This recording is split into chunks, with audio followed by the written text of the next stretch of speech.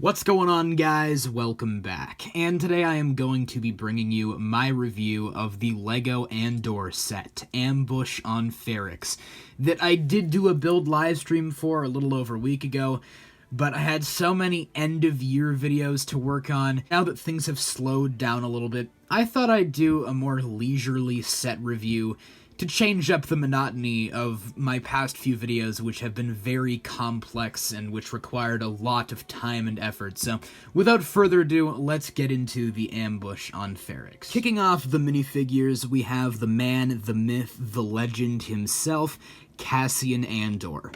Now, this minifigure is based mostly off of Cassian's appearance in the first 3 episodes of the series, and for that version of the character, I think this minifigure is on point. He's got the serious black hairpiece making him look a little bit like Jesus there, and I think the torso and leg printing is quite fantastic.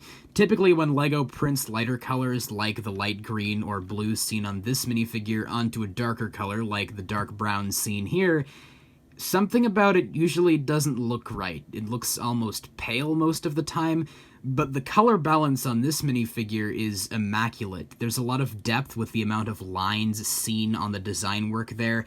It's just quite impressive to me. And he comes equipped with everyone's favorite accessory, the Alien Conquest pistol, which I honestly don't mind in this instance because Cassian does have a rather unconventional blaster in the show.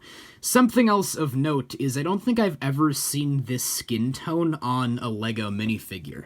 At first I thought I'd seen it before, but comparing this minifigure to one like Boba Fett right here, you can see that the skin tone is much lighter than that, while still not being the usual flesh tone, which I think is quite cool. I'm glad that LEGO is adding more variety and different ethnicities to their cast of minifigures. Our second minifigure is the apparent fan favorite of the series, Stellan Skarsgård's Luthen Rail, and I think this minifigure does a pretty good job capturing the character from the series.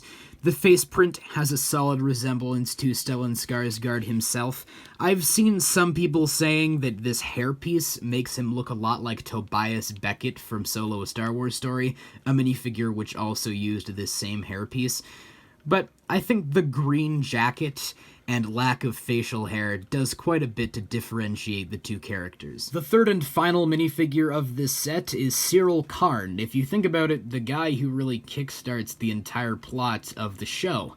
Now, I really love the orange details going on here on the torso and hat, which go a long way in making this resemble the uniforms we see the Primor officers wear in the series, but the most disappointing part about this minifigure is that he just uses this same old face. It doesn't even have the worst resemblance to Cyril's character in the show, but I'm just getting sick of seeing it used on every generic Star Wars minifigure out there. The first build of this set is the speeder bike we see Cassian and Luthen use in the 3rd episode of the series, and I will admit, I get kind of sick of LEGO Star Wars speeder bike builds. They all kind of blend together for me, but this one is actually kind of unique. I like the design of this one. I'm really happy to finally get my hands on that new Darth Maul lightsaber hilt piece there.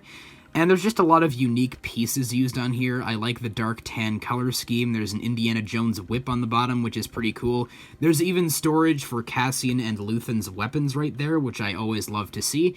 And you can actually fit both of them on the speeder, which is very cool in my opinion. Moving on to the main build of the set, we have what I'm going to call the Primor dropship. And it's a lot bigger than I had expected, but that's not really a problem. Despite being such a minor vehicle in the actual series itself, there's a lot of detail put into this build. All of the details you see on the side here are stickers except for the one on the windshield there. I'm not the biggest fan of stickers, you guys know that, but I think they were used sparingly and appropriately on this set. There's a lot of posability with the wings on the thrusters at the back. It was very interesting to see how all of that came together. You can even fold down the sides and fold up the windshield to look inside, and you can see our buddy Cyril is in there at the cockpit with the controls, and there are some seats in the back with a fire extinguisher. Here's the back of the build, where you can fold down this hatch here and get a better look at what's inside, which is nothing. There's literally just a wall there. There is some storage space for a spare blaster, as well as Cyril's main blaster, but I don't really get the point of this. Why have a hatch on the back if it literally leads to nothing except a wall and a few blue Technic pins sticking out? This is definitely one of the less refined aspects of the build.